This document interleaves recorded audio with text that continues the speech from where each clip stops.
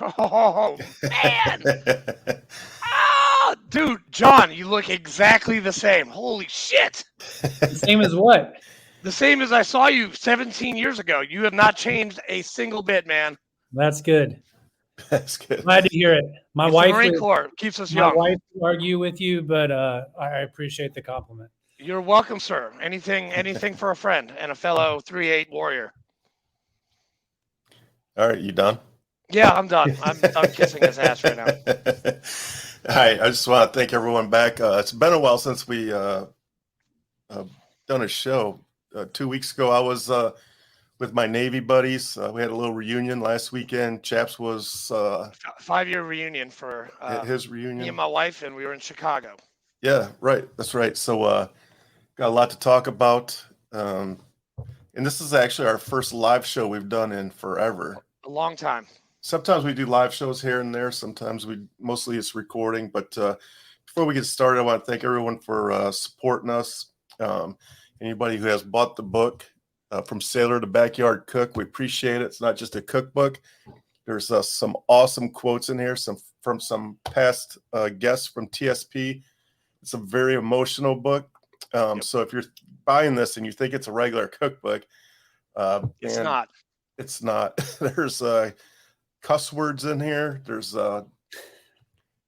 some crazy stories in here. Some great stories of survival. And what I do at the funds for this goes to a nonprofit that I started, and we send veterans and first responders to sporting events.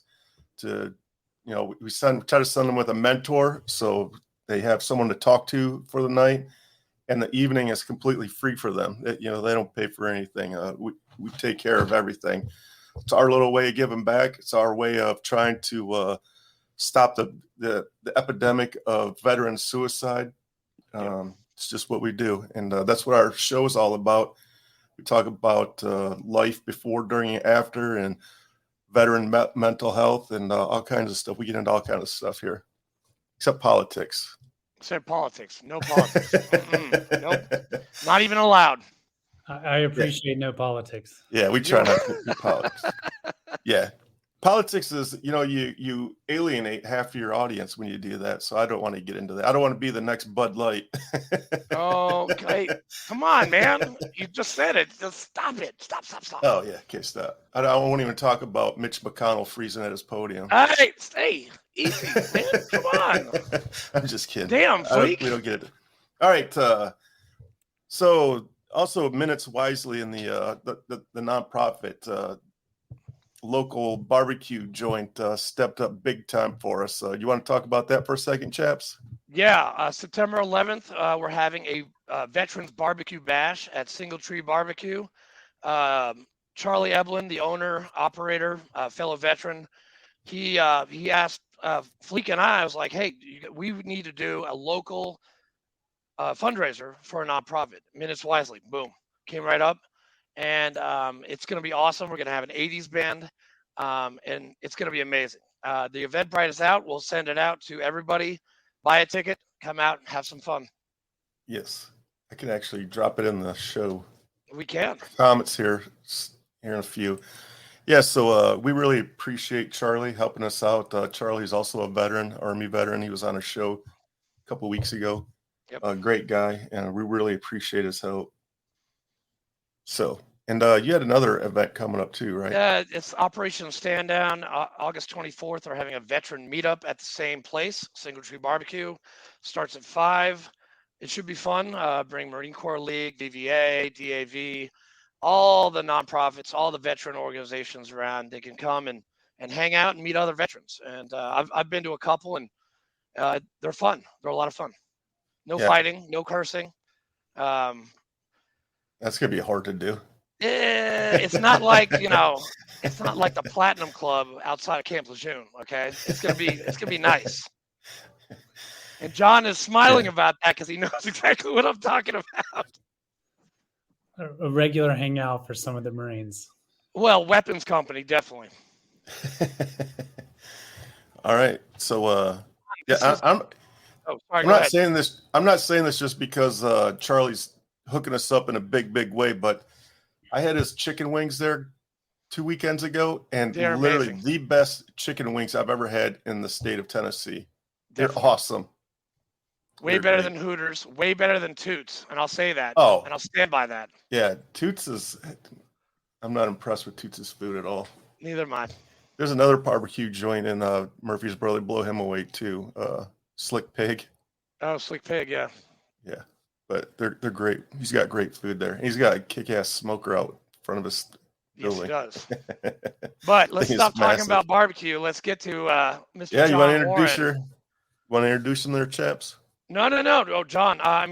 John, I haven't seen you in 17 years, and I knew you as a lieutenant. Is that correct? 05, 06, 07? Yeah, I got to the unit in 05. So you went to Carmel with us, Ramadi, and the 22nd MEU? No, just Ramadi and the MEU. Okay, just Ramadi and the MEU. Good times. Well, sort of. I missed. What company were you? Lima.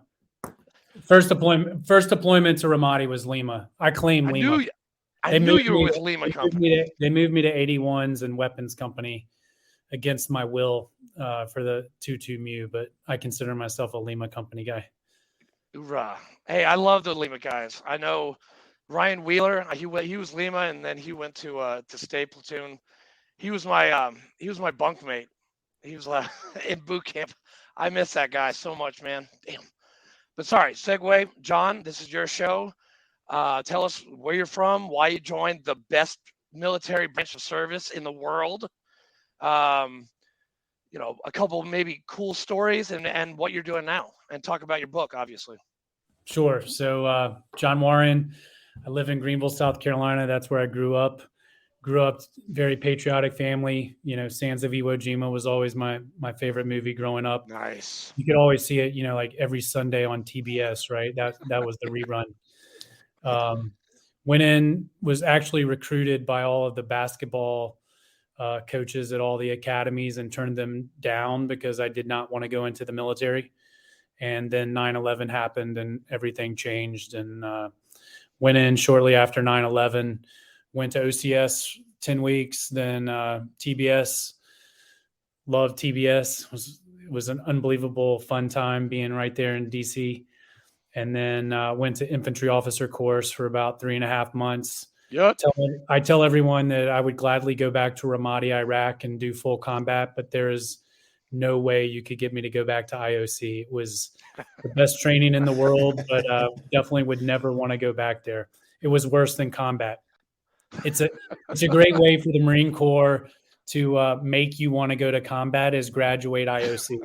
So that's funny. I'm definitely not exaggerating on that. Came out and went to Lima Company 3-8, was just extremely blessed. I think probably didn't appreciate what an amazing company staff we had, from senior officers, senior enlisted, when I got there, because I had nothing to compare it to. But we just had an amazing company commander, amazing first sergeant. My company gunnery sergeant, John Thompson, was on his ninth deployment with Combat Action RIP. And went there, had the best advice ever, which was, hey, recognize that you're a lieutenant that knows nothing, and keep your mouth shut rather than confirming to everyone that you know nothing. So that was some good advice. And trained up with 1st Platoon. Lima Company had gotten back from Fallujah, so they were a very salty company, very experienced. Before that, they had gone to Haiti on another combat deployment. So I had the ultimate respect for all those guys, and went in, trained for about 4 months, and then deployed to Ramadi, Iraq. So Ramadi was everything. Ramadi was everything I wanted it to be. I loved Ramadi. Wouldn't trade it for any other 7 months time period in my life. Only drawback of Ramadi were the casualties. I think we took 18 killed in the battalion. Wow. My platoon earned 1/3 Purple Hearts. We lost 2 in Lima Company, 2 amazing Marines, Tomsey and Warndorf. Yeah. I just think the way Lima Company fought Ramadi was really special, and we did everything for a reason, and we thought outside of the box. and we came up with real counterinsurgency tactics to make a real impact in Ramadi. And at the time, it was very controversial. We took a lot of heat from our fellow companies who thought we were fighting incorrectly. They called us Mooj lovers.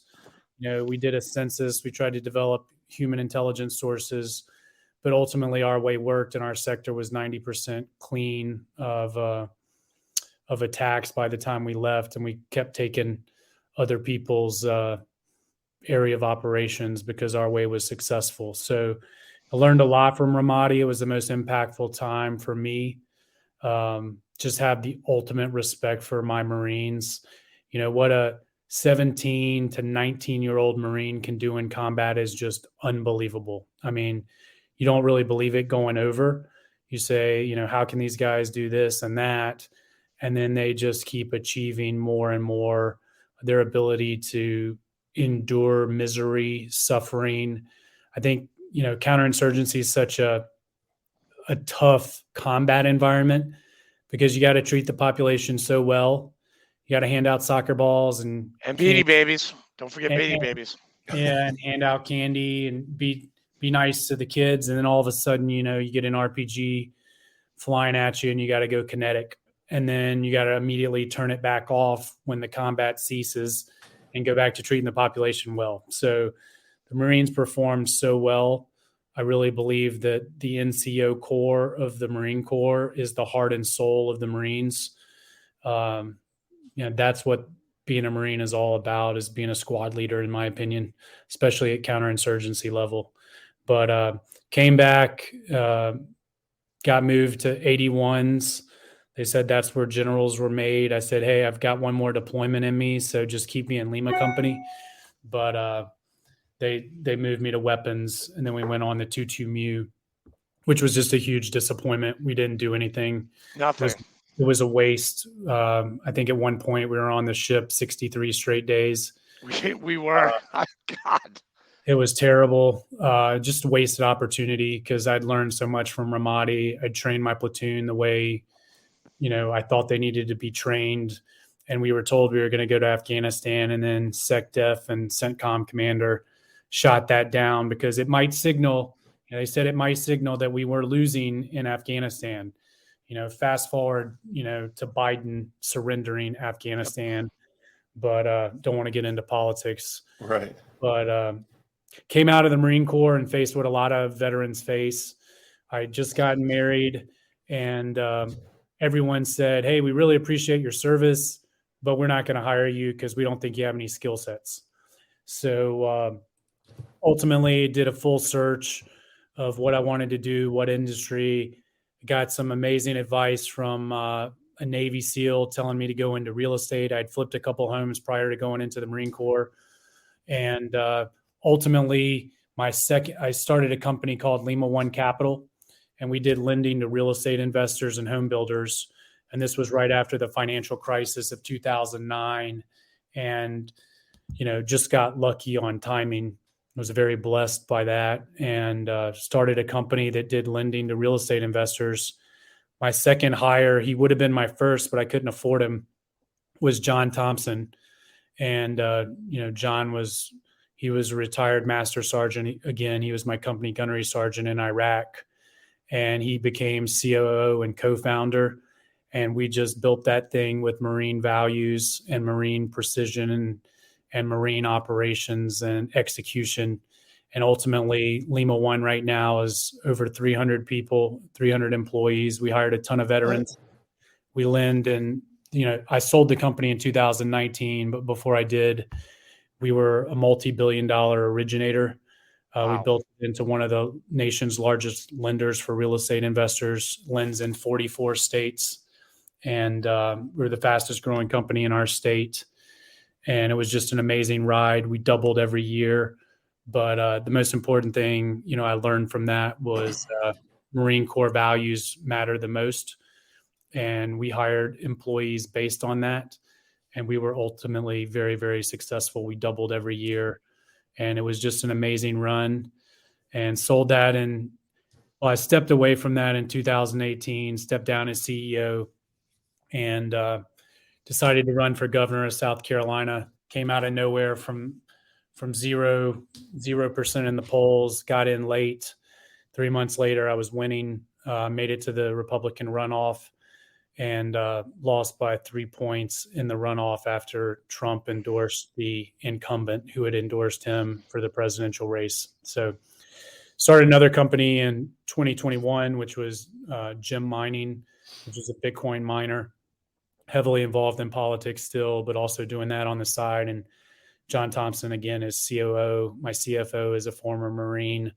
So we just kind of replicate what works. And, for me, it's all about core values and core competencies. I could care less about industry experience.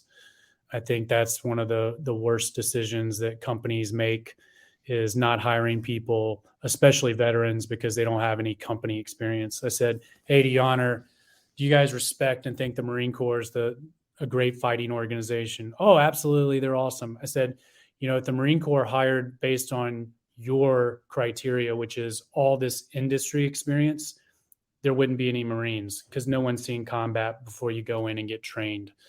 So, try to be involved in helping veterans acclimate to the civilian world. And then July 11th, we just released our new book, Lead Like a Marine, published by HarperCollins.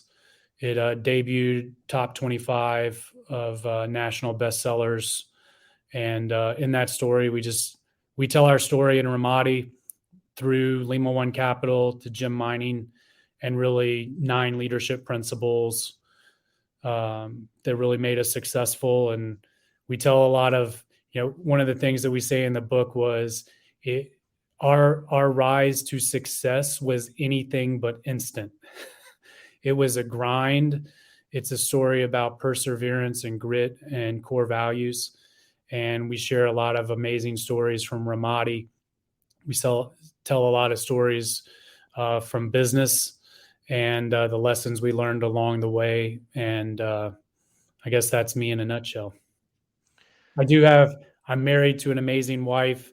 I tell everyone she was my first angel investor, because she had a steady job when I started the company. I had no income, and she supported us for about 2 years before I had any income. And we have 3 amazing kids, 2 boys and a girl, 7.5, 5, and 4. So just family life is amazing, and very happy. And you live in Greenville. I'm back in Greenville. Do you know who else lives in Greenville, South Carolina? You got to tell me. Colonel Matthew G. Sinclair and Melissa live in Greenville, South Carolina. I've heard that. He's a yoga instructor. My wife and I, we visit with them very often, and we actually have to go to Greenville, and would love to visit him, and we can visit you guys too. I would love it. I hear Greenville is up and coming and becoming a beautiful town.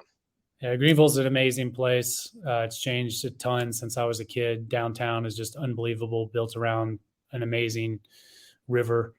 And the one place you will not find me is in a yoga studio. Okay, good to go. Mental note. Got it. Now, John, I was looking at your bio, actually. I had to refresh myself. You went to WNL. I did. Nice. Good school. When I checked into the Marine Corps, Colonel Neary was the battalion commander. I didn't know where he had gone.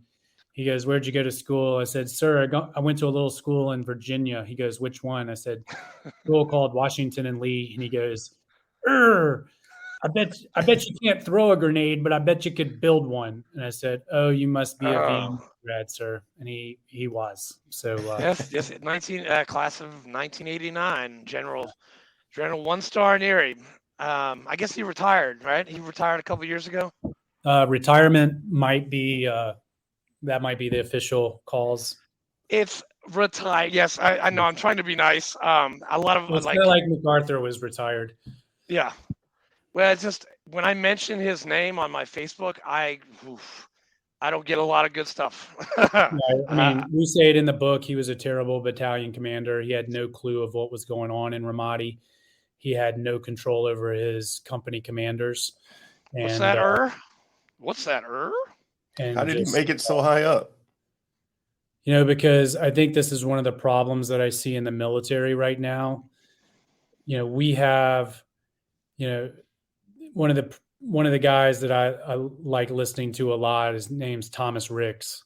He's kind of controversial. He wrote Making the Core, wrote Fiasco and The Gamble. He also wrote a book called The Generals, and his argument is the American military today is just this unbelievable Hulk. It's unbelievable fighting force, except it has no head because it is managed and led by incompetent generals. And, there are exceptions to that, like General Mattis, General Petraeus.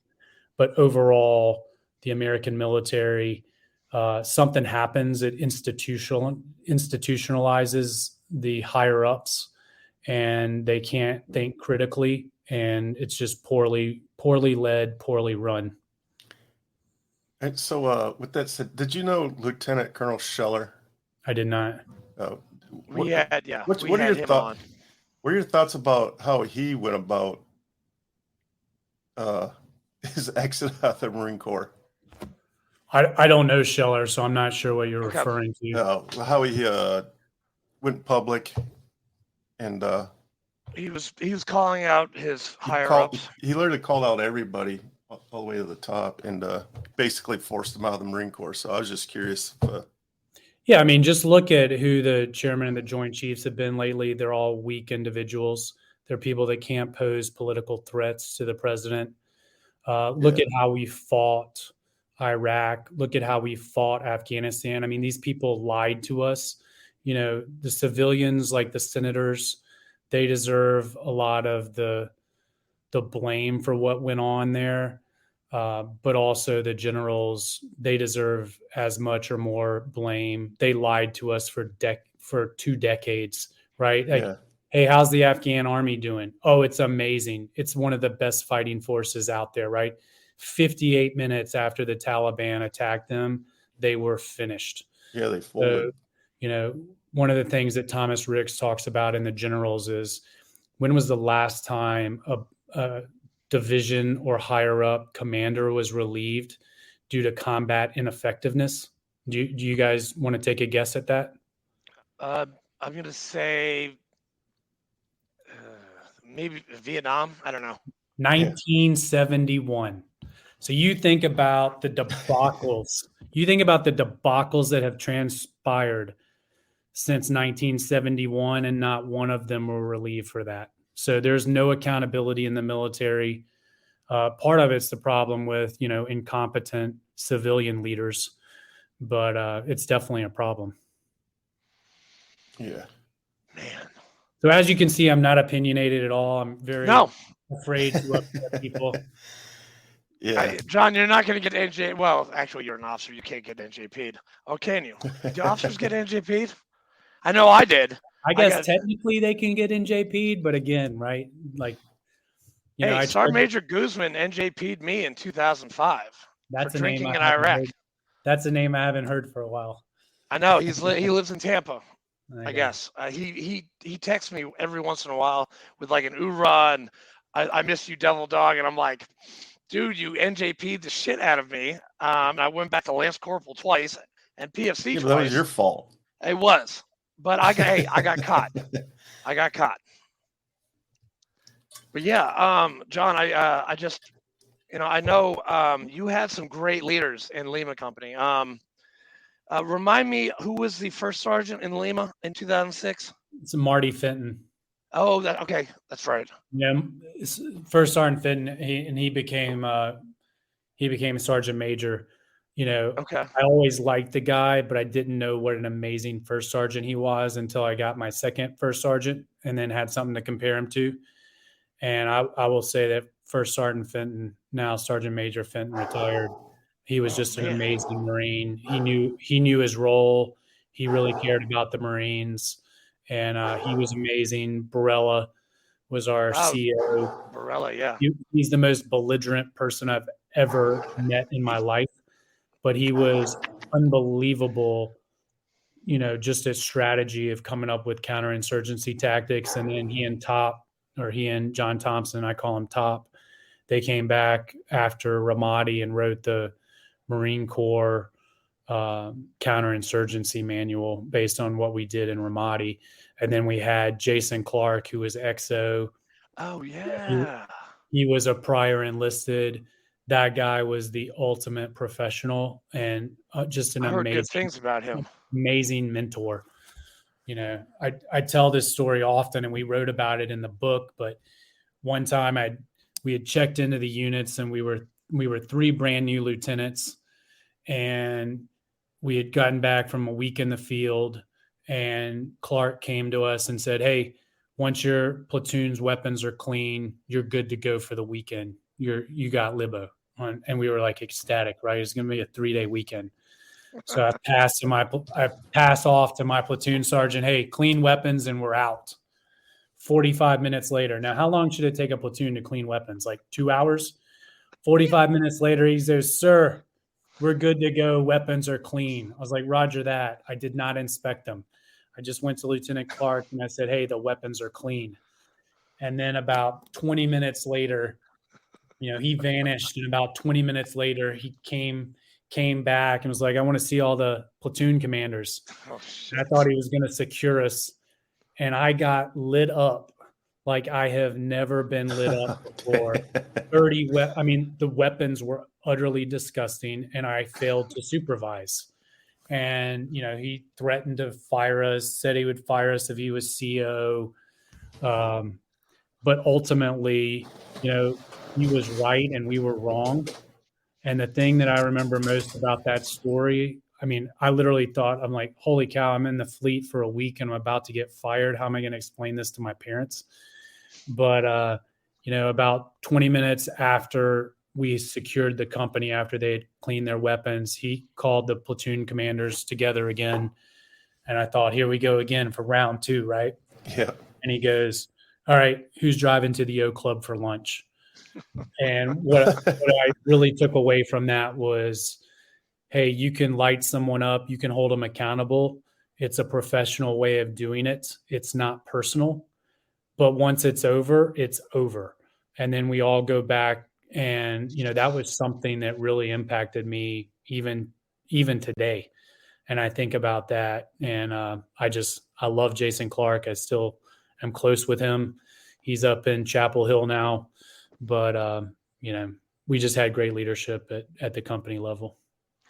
Were you friends with Colonel McClam? So Captain McClam was our IOC. He was an IOC instructor. Okay. Super articulate. Had high respect for him. And then I think he showed. Did he? I think he showed up. He right was India before Company Ramadi. CO. Yep. Well, he showed up. Oh right yeah, before that. Ramadi. And then I think he was S3 Alpha. And then he became RCO in 2007. Now he's the commanding officer at TBS. Yeah. So you saw go him. You go places when you're the commanding officer at TBS. I saw him a couple months ago when I did a wedding in Virginia, and he took me out for burgers, me and my wife, and it was really good to see him. I miss him, and I miss Colonel Harvey, who actually he's going to retire in a couple months. I think 3 or 4. He's over in Japan right now. I didn't know he was still in. So Captain Harvey was my CO at Weapons Company. Okay, Captain Harvey was our CO in Ramadi. Great. He was at my son's funeral when my son died. When I got back from Ramadi, he was only like 33 hours old. But Captain Harvey, he came up to New Jersey for my first wife, and we buried my son, and he was there. And I have a lot of respect for him and everybody from 3-8 India, Weapons, Lima, Kilo, headquarters. Yeah, a little bit for headquarters. Just kidding. Hey, there's no one I love more than Kevin Zimmerman, who is the JAG. Oh my God. Yeah. Wow, I haven't heard of that name in a long time. He protected us. I'm very close with him, and I'm also close with Doc. So stay in contact with all those guys. We actually we have a 3-8 India reunion next week in Altamont, Tennessee. So I'm Do you like me jealous. to pat I hear about all these reunions, but I've literally never had any enough time to reunion do it? at any level. Hey, if you get time, talk to Bart Skiba. He is the weapons company POC for 38oifoef.org. It's our it's a nonprofit that he started, and we basically help out all veterans with bills and car payments and stuff like that. But talk to Bart. Their weapons company reunion is usually 50 or 60 strong. It's usually like the highlight of the year. So if you still, if you still remember Bart, give him a call. Sounds good. Fleek, you got any? Yes. Any? Yeah, I was just curious, like, what do you think is the most important thing that civilians should know about military? Okay, so I'm Veterans. about to really go off the rails here. Yeah. Okay. And what I'm going to say is probably controversial, but we talk about it in the book. PTSD. Okay, PTSD is very serious for Yes. those that suffer from it. Okay, and we need to give those guys and females all the help they need to overcome it. However, PTSD is the most overblown illness that exists in society today, at least for veterans. The numbers that they talk about with veterans suffering from PTSD, it is a larger number than the people that saw combat. Okay. You can't have PTSD, in my opinion, unless you saw real combat. Now, to me, what a much larger, broader problem is, and where you're seeing the suicides, is the civilian world does not respect what the military brings to civilian society, so they don't hire them for jobs. So what happens is you have all these men and women who are literally leading combat patrols, impacting U.S. foreign policy, in control and managing millions and millions of dollars of equipment, leading troops in combat, and then they get back and they can't find any quality career. And I don't use the word job, I use career. Like, yes, they can find a job stacking stuff at Walmart, but they're so much more capable of that. And what happens is they have, the military, especially the Marine Corps, does an unbelievable job of making our calling to be in the Marines almost religious, right? Like, that is our higher purpose while we're in the Marine Corps. And when you leave that and you don't have your fire team, you don't have your squad, you're back to civilians who don't really understand what you went through in combat. And on top of it, you have no purpose. That's when the veterans start losing hope. And in my opinion, that is what causes all of the suicides. And that, to me, it's an important distinction to make, because I think too often civilians think that veterans are broken, right? Right. I mean, Yeah. like, oh, everyone has PTSD, you're broken. Let us give you $25,000 tax-free a year to stay at home. That is the worst possible thing. Or, hey, go to the VA and let the VA just dope you up with meds, Yeah. right? Like, I hear that all the time from my Marines. That's the solution if you go to the VA. So I think what we talk about is the vast majority of veterans, especially combat veterans, they have what Mattis calls post-traumatic growth, not PTSD. And I can tell Nice. you Well that said. what we went through in Ramadi, fighting a counterinsurgency, that was the basis and the foundation of why Lima One Capital was so successful. I took so many lessons, so many values from that experience, and built a company around it. And I can tell you, literally, we sat in front of, boardrooms in front of billionaires. They had nothing on us. Okay. I mean, like, when it really comes to a heart of knowing where you stand, they felt inferior to us because they knew we had combat and they didn't. And I really believe that post-traumatic growth is how most people leave the Marines or other services as opposed to the PTSD. Yeah, that's a great perspective. No, that is. With that said, how do you get a 19-year-old kid ready for something like Ramadi? I think it is extreme. I think it's two things.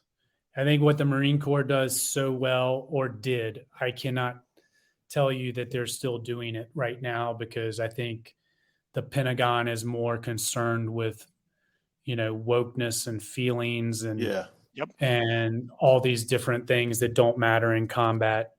But when I was in the Marine Corps did an amazing job of teaching you the values of the Marine Corps: honor, courage, and commitment, what that meant, and giving you a standard of what to live up to. I mean, for me, I grew up with the World War II veterans being my grandparents. Both served in the Pacific.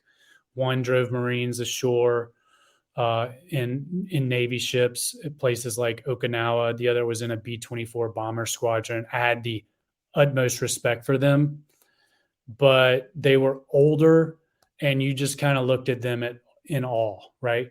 Yeah. But my parents' generation was the Vietnam generation. And I've just gotten to know so many of those amazing men that served in Vietnam, and I just have the ultimate respect for them.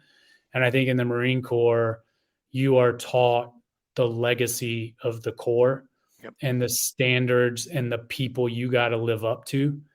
And that's the first thing. And then, the second thing is hard training. I mean, I talked about IOC, and I'm literally not kidding when I said combat was easier than IOC.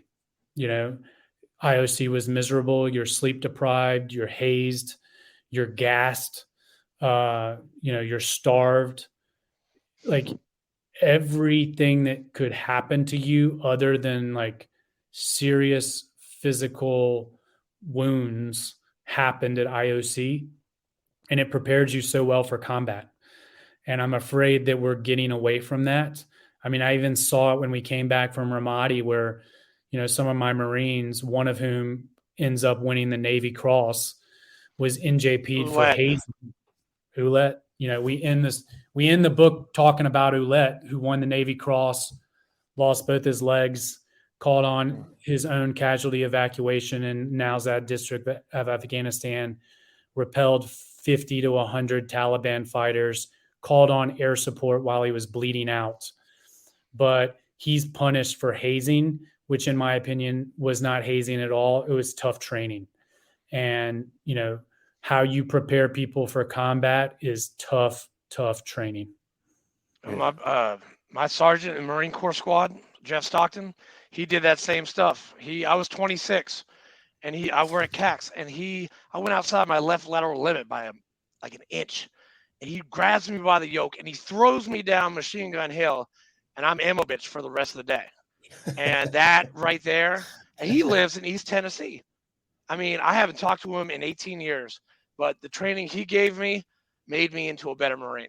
Like Jeff and the machine gun squad. Oh yeah, definitely. One of the stories we tell in the book about Ouellette, before they went to Afghanistan, he had all of his squad give briefs. They'd have to do research and give briefs on different enemies. So China, North Korea, Taliban, all these different groups. But one day someone briefed on North Korea, and apparently they did like 2,500 jumping jacks a day. And then for the next week, Ouellette said, we can't let our enemy be better than us. So we're doing 2,500 jumping jacks every day. And he would take him on a 4-mile run starting at 4 a.m, which included 2,500 jumping jacks. And Flake, this guy was a beast, man. This guy. I was scared I met Mike a couple times, and I was actually intimidated by him. So he scared the crap out of me. Yeah. So Mike showed up, right before Ramadi in a boot drop. But the thing that people forget, Mike, he had kind of had this previous life, and he checked into the Marine Corps and enlisted at the age of 24. So he showed up and he was mature. He was salty. He had this chiseled face, and that dude worked out. And I mean, like what you said, I just remember thinking, I don't want to mess with this guy. And I just remember in Ramadi, he almost never said anything. And when I would walk all the posts, just to talk to the Marines, some of the Marines are super chatty. Man, you couldn't get Mike to say anything other than, "I'm good, sir. I'm good, sir." But he was a warrior, and he had his squad trained and prepared for what they faced on that unbelievable day in 2009. So was he killed in action? He was killed. I mean, the story is they were out doing a battle damage assessment. A Cobra had come in, shot a missile at a Taliban position. Mike and his squad was dispatched. I think it could be argued it wasn't necessary, but he was dispatched to go get eyes on where that missile hit, the Hellfire missile. And they went out and, the mining by the Taliban was so bad that all of the squads had an engineer lead the patrol and sweep for mines and IEDs. And Mike, unlike most squad leaders who were in the middle of the squad, Mike was point man. He told his guys repeatedly, if someone gets killed, I want it to be me, not you. And there are plenty of fire team leaders that can take control if something happens to me. But they were out, and they thought they had spotted where the Hellfire missile had hit. The engineer saw a pile of rubble, swept it with the mine clearing device, came up negative. He crossed over, no problems. And then Mike tried to cross over, and it detonated. And immediately it severed his left leg, and his right leg would definitely have been amputated, but it was in shambles. And, immediately they were ambushed by about 50 to 100 Taliban fighters.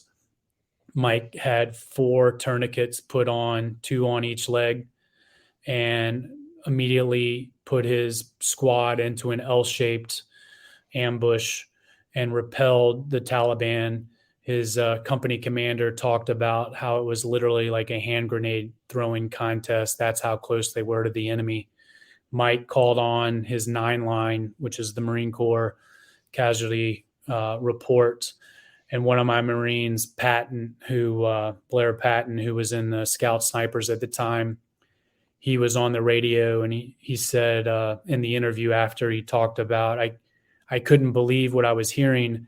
Mike came on the intercom. He was so calm. And then I heard him call out his kill number and urgent surgical, double amputee.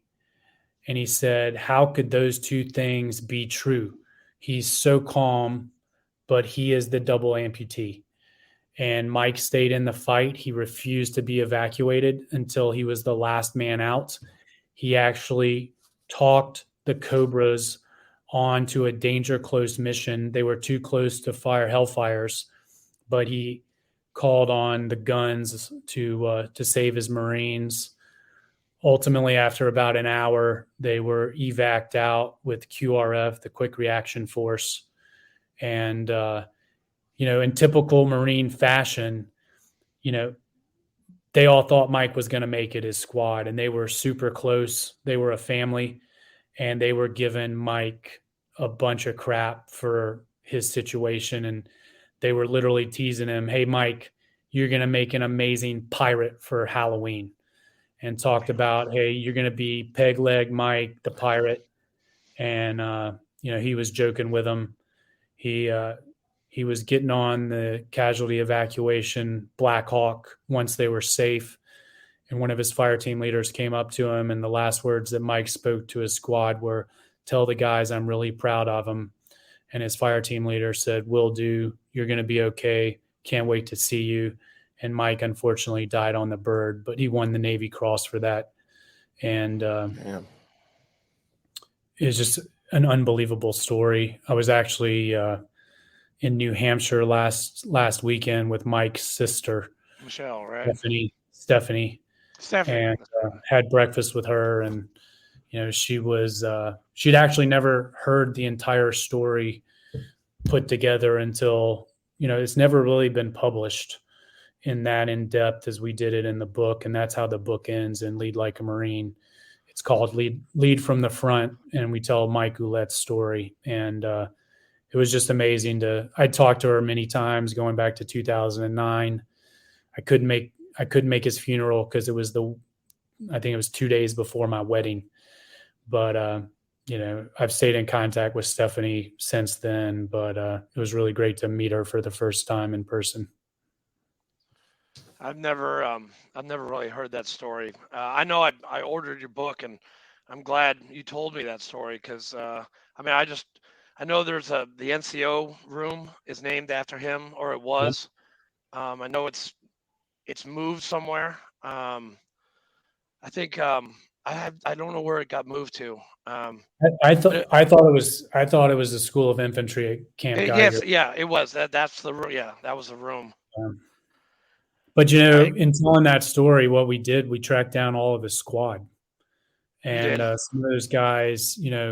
It's amazing the technology now with Zoom, right? You do an interview with everyone all over the country. Some are still in service, like Doc Nolan. He's way high up now, but they told Mike's story, and for a solid month, all I heard was that squad tell that terrible and awesome day at the same time. And it was actually a hard month for me to just go through hearing that over and over and over. But I also think it was almost therapeutic for some of those guys. It's their story as well. It's not just Mike's story because they performed so well. And I think it was great for them for some to tell it for the first time in depth and relive it and kind of get it off their chest. Okay, like a follow-up question to this, because this is a perfect segue. Do you think the military, the Marine Corps, does a good job of taking the Marines on their way out, discharging, and sending them to civilian life? I actually think the Marine Corps tries really hard, and I mean that sincerely. They do I can't remember what it's even called. Do you remember? Steps and taps, sir. Yeah, that's what it was. But, I think the problem is they have people that have never run a business running that. So they don't know how to prepare the Marines when they leave. And I think some of it too, I'll never forget because even officers have to sit in on that. And I think a lot of the instructors go through the motion. And I'll never forget when the VA representative came in and said, "Hey guys, whenever I stomp my foot, it's really important." And later on, he says, "We cannot verify back injuries," and starts stomping his foot and says, "Hey, if you want to be disabled, all you got to do is say that you have a back injury." And I just, not to get political, but I don't believe in welfare, not because I'm a cruel person, but because I don't think it helps people, right? Like you may need a handout for a short amount of time to get your feet on the ground, but then you need to transition to a job and keep going. Yeah. And that's the same way I feel about veterans. You can give them $25,000 tax-free, but you're not helping them unless it's temporary, and then you're helping them get a job and transition. So some of the worst cases of veterans that I've seen is the VA gets a hold of them. Look, here's a story. We hired our first underwriter was a Marine. Like we tried to hire veterans at Lima One. We hired a Marine. He was an aviation mechanic, no college degree, and had unbelievable upward mobility. He was making, I think, $40,000, and he came to us and said, "Hey guys, I got connected to the VA, and the VA, they're going to give me 100% medical retirement. And that really equates to about $27,000 a year. And if I take that, then if I work, I won't get it." Okay. So what he said then was, after you factor in taxes, it's really hard to justify me working if I can get $27,000 handout. So we said, I don't want to say his name, but we said, hey, please don't do that. This is terrible. You've got unbelievable potential at the company. We're doubling every year. He quit his job. His wife worked really hard as a bartender, and he went home and he started playing video games. And for the first 2 weeks, video games were awesome. Mm-hmm. And then he needed something else. So he started playing video games and he started drinking alcohol a lot. And then he became an alcoholic. And then his wife gets tired of coming home to that. So she has an affair. He drinks more and more. His family, dissolves. And ultimately, that's oftentimes what I see. And that's not PTSD related. That is VA inflicted. And, those are the stories that we can easily solve, if you had people running these organizations that actually knew what they were doing. So I definitely think the Marine Corps tries, and I do mean that sincerely, but they don't know what they're doing. They're good at waging war. They're not good at being civilians. And we definitely need to do a better job at that.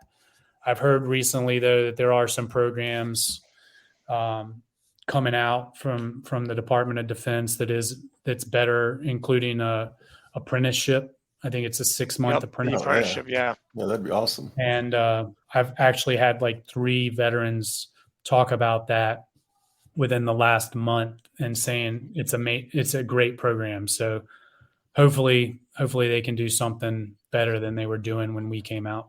So why wouldn't the government take that out of the Marines' hands and outsource it to contract? Well, I mean, oftentimes though, these contractors, they're just as bad. They don't know what they're doing either. It goes to the lowest bidder, or it goes to Halliburton, who can do everything supposedly. Right. Yes. And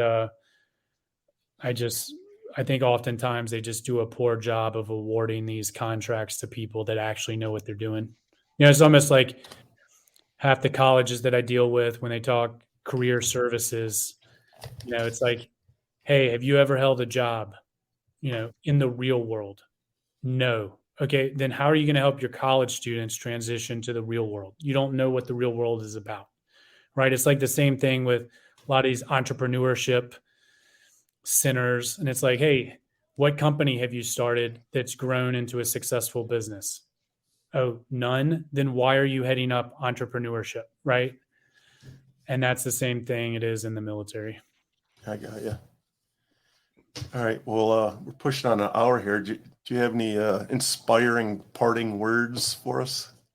I just think the inspiring words are, the military, and especially the Marine Corps. I'll speak for the Marine Corps. I think the values that are stressed in the Marine Corps, anyone leaving the Marine Corps, if you hold on to those values, you're going to be so different in a positive way from everyone else in the workforce.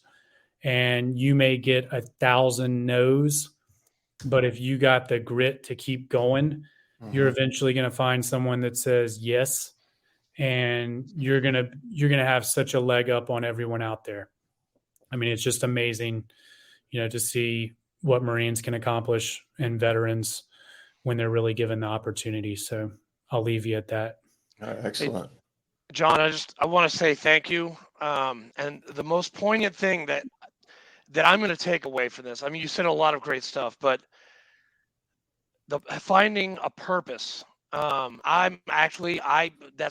last story you told about drinking and the video games, I don't play video games, but I was an alcoholic. I'll be 5 years sober tomorrow.